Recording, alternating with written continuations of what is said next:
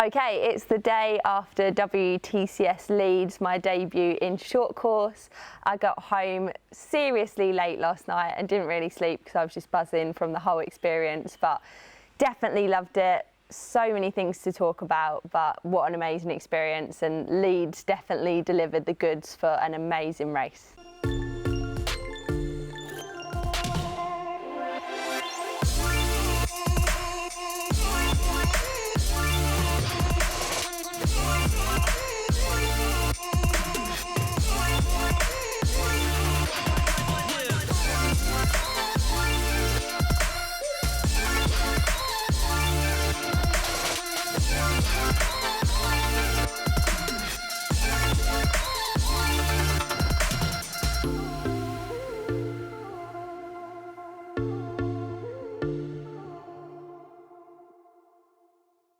So my final preparations when I got back in the UK in order to get myself ready for race day were kind of my normal just kind of training, because I travelled, so I was just wanting to tick over on the swim. So I actually swam 3 times on the week leading into the race, and also obviously did the swim recce the day before, so that was my 4th swim.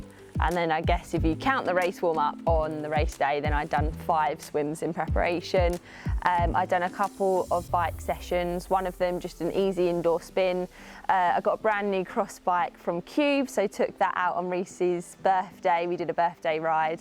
And then I did a really good session at the Velo Park in Stratford, where I was just doing some more handling skills, threw in a bit of transition, did some hard efforts. Got Reese's wheel to chase, so I was getting a bit used to trying to stay on someone's wheel. And then kind of on the run, most of the stuff I did was easy, with just some pickups on that Thursday when I went down to the Velo Park and did some specific bike to run transition stuff. So nothing crazy. I wasn't really able to do what I would have probably normally done. It was just that final taper and some skills added in to just get myself as best prepared as I could with 11 days notice. I always go into a race with internal pressure just that I put upon myself, that I always want to do well. Every race I go into, I want to be competitive. I want to be at the pointy end of the race. And I think because of my strength in the swim, I'm always set up for a good performance, because I'm always going to be up the front because of my swims. So even though I'm telling myself I'm new to this isn't what I do, this isn't what I've been prepping for, this isn't what my training's been kind of specifically working towards, there was so much hype and anticipation. It almost felt like the whole triathlon world was watching me, even though you've got some of the best short course athletes in the world racing, like Flora Duffy, Katie Safiris, Taylor Spivey, the Brits. Like, we've got so much strength and depth in the UK, yet everyone was anticipating how my race would go, and most of that was positive as well, which was like more pressure because people thought I was going to do well.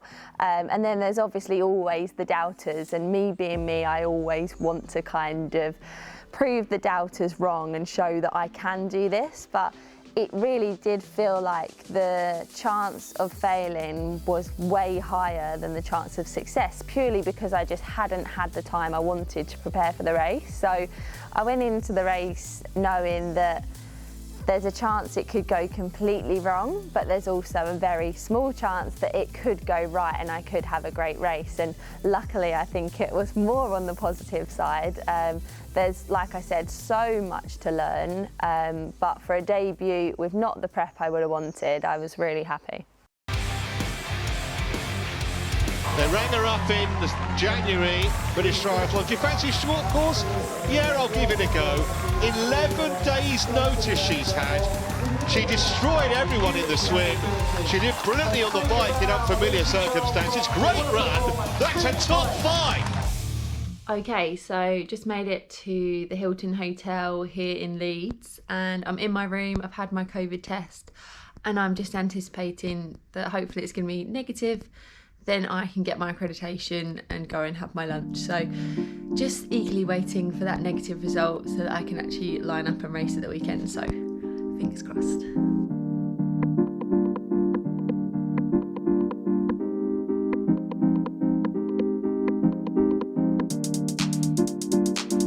Okay, so it's race morning. I've got exactly an hour until we go down with our bikes and all our stuff to start getting ready. So all my bags are packed up with all my equipment that I need. I'm feeling ready to go. The battle braids are in.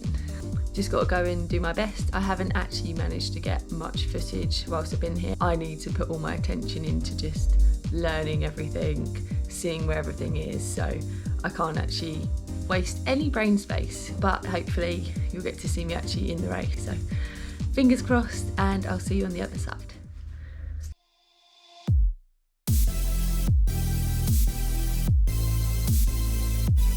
Lucy Charles-Barclay, who's the long distance Ironman specialist, wears bib number 49. It's going to be hard to look beyond Lucy Charles-Barclay, the stellar Ironman athlete. I'm interested to see how she deals with transition, because it's a very different transition over the Olympic distance. It's going to be interesting. She's used to riding on her own, not with a group of people. She's used to riding pretty much in a straight line in the Ironman races. Do you think this is going to feel very short to Lucy? I guess it will, compared to 26 miles and 385 yards. It's almost like another sport, and to be sitting in 5th, 6th place there.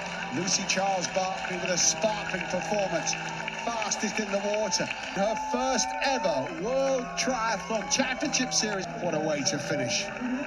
Up the hill, and Lucy Charles-Barclay has had an excellent introduction to this level of triathlon. She comes home.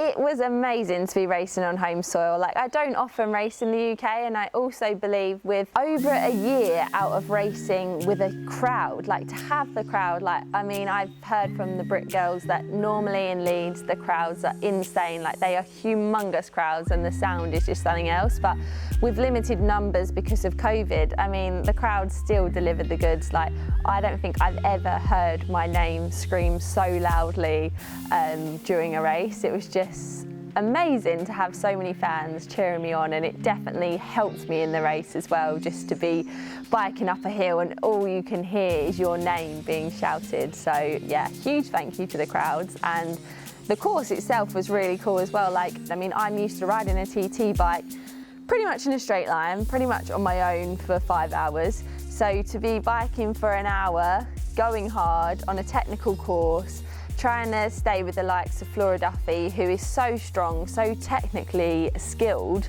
was like a bit of a fangirl moment for me. Like, I'm a huge Flora fan, so actually to be riding in a group with her, trying to take my turns when it's a less technical part, like say going uphill, I know that's where my strength is. So, and then kind of when we're hitting a corner thinking, girls, come on, now's your chance to show me your skills so I can follow your wheel going around a more technical part of the course. The run was hilly as well, but I think that does suit my strengths. Like, I'm a strong athlete.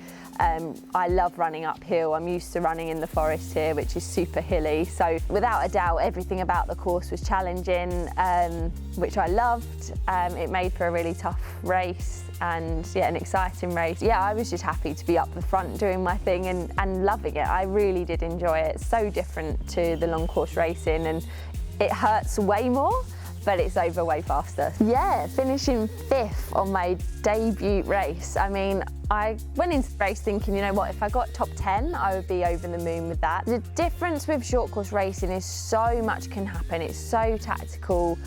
I did not realise how tactical T1 was, because if I had the skills, which you can't develop those skills in 11 days. These girls have been doing this for years. Their transitions are just in another world to what mine are. So I would need to go away and work on that skill, but it's so tactical to get in the right group on the bike, to be in that position, to deliver yourself to the run in the best possible way. So my T1 just wasn't there, but I can't complain. I haven't done the necessary training for it to be there. So actually to be then biking in that second pack, obviously once Flora caught up to us, we had another super strong athlete in that group with Taylor Spivey and Lopez as well. So we had a strong quartet of riders, which meant we could then gain time on the bigger group that was chasing us. I didn't know how I'd run. I don't normally bike hard for an hour and then see how fast I can run a 10K. It's just not something I've done before. So actually to then get on the run, every single lap I felt stronger, which I guess just shows my endurance. But the speed work I haven't been working on, so I know that my run, whilst I was happy with that, that's not my run at its absolute best. That's just me doing my thing, just going for a run. So to actually then have something left to kick at the end on the uphill, make my move and then cement that 5th place was just, yeah, I'm over the moon with it. And whilst a part of me is still disappointed because I would have loved to have been on the podium, it's like, well, what can you actually realistically do with only 11 days prep for a race you've never done before? So much could have gone wrong. I wasn't willing to take risks on the bike and go around corners faster than I feel capable of because of my skill set, because I've got so much other important racing this year, so I had to be cautious. I didn't want to come off the bike, didn't want to injure myself in the process, I didn't want to injure anyone else in the process. The amount that I learned within that 2-hour period, and probably leading into the race as well, just learning these new rules that apply to short course racing. So many takeaways, so many positives. Amazing to be on the start line with so many other talented women, particularly the Brits as well. Thank you to them for making me feel welcomed into their kind of bubble that I'm not a part of. Yeah, just an amazing experience, and one I definitely won't forget, especially it being on home soil for my first time.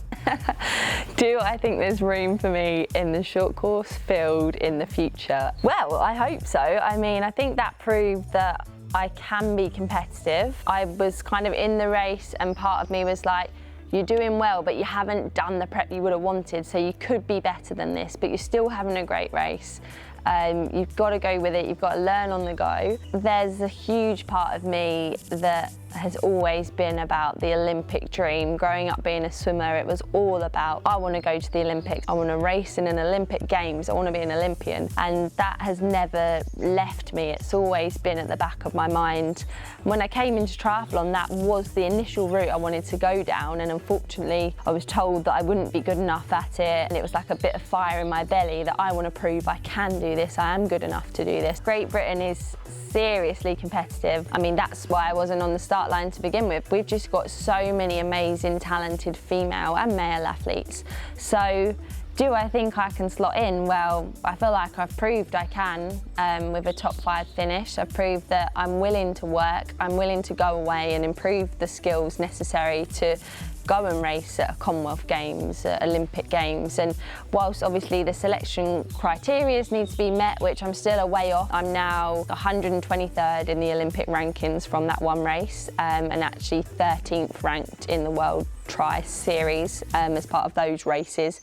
So not a bad start. It's definitely set me up to prove what I'm about. I feel like I've been welcomed into the GB group of women who have obviously been doing this for a lot longer than I have. I'm not here to step on anyone's toes. I'm obviously a long course athlete, but I've always had the dream to go to the Olympic Games, and I'm not willing to give up on that.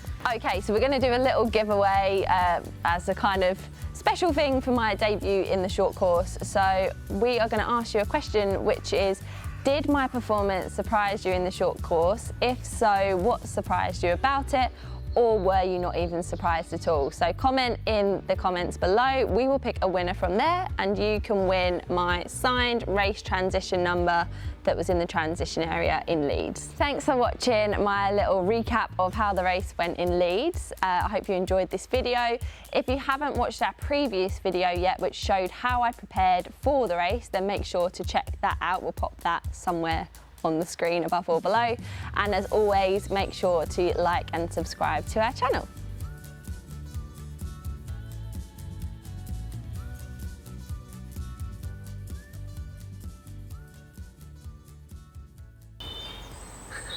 You're sleeping standing up.